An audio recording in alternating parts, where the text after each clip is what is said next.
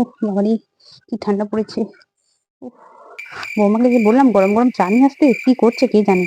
এতক্ষণ হয়ে গেল এখনো চা নিয়ে আসে না। ঠান্ডাটাও বেশ ভালোই পড়েছে। এই নিন মা আপনার চা। ও তুমি চা নিয়ে এসেছো?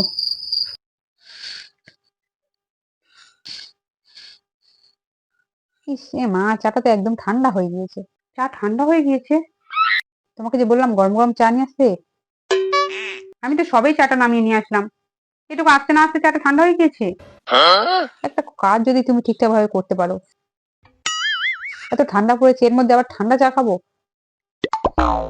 যাও যাও, চাটা গিয়ে গরম করে নিয়েছো, তাড়াতাড়ি যাও। মা সবে তো নামিয়ে নিয়ে আসলাম। আর তুমি বেশি কথা বলো না তো, যেটা বলছি সেটা শোনো। যাও গিয়ে একদম চা ধোঁয়াটা গরম গরম চা নিয়ে এসো। গরম গরম চা নিয়ে আসতে বলেছি, ঠান্ডা চা নিয়ে এসে হাতের মধ্যে ধরিয়ে দিয়েছে।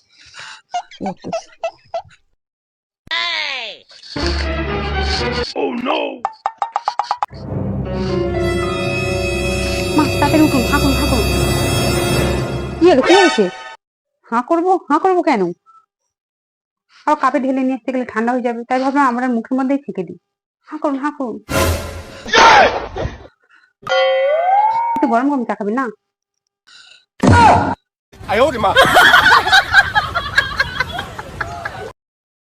আপনি হাঁ করুন। না থাক থাক বাবা, আমার গরম গরম চা খেয়ে দরকার নেই। তুমি যাও গিয়ে ঠান্ডা চাই নিয়ে এসো, কাপের মধ্যে ঢেলে নিয়ে এসো। উফ, বাবা